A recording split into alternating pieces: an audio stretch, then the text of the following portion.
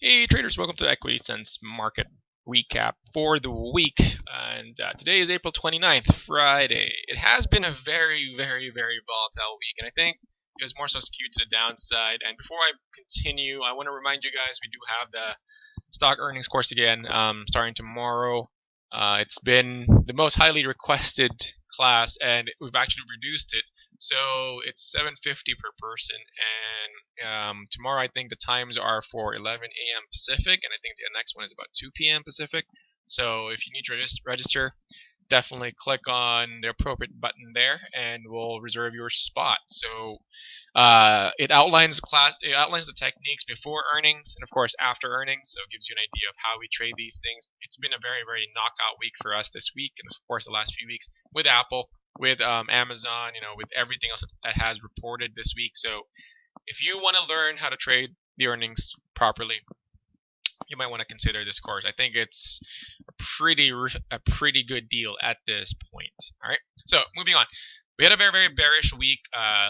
Lack of support from central banks this week, whether it's from the Fed or the BOJ, that definitely got the markets really scared with the fact that it's been very, very central bank dependent, and without the support of central banks, this is where we are.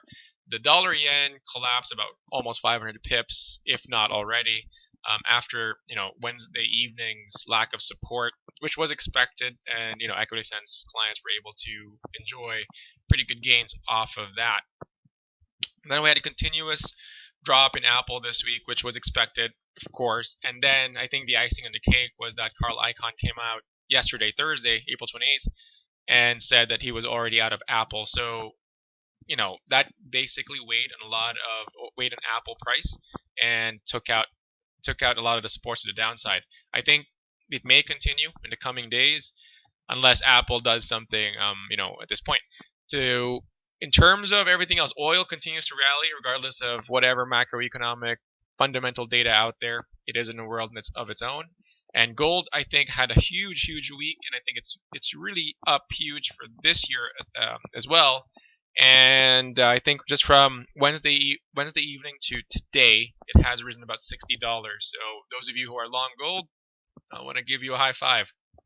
So looking ahead to next week, we do have more earnings. I think the biggest event next week will be the U.S. jobs number, which is next Friday.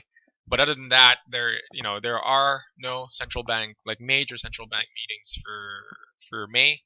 So if you're a stock market bull, you're gonna have to find a bull in every regard. You're gonna have to find a different reason to be long this market at this point. All right, so that's really it. It's a pretty brief but very, very eventful week. Hope you guys have a wonderful weekend. Hope I see you guys in the stock earnings course or any courses that we have.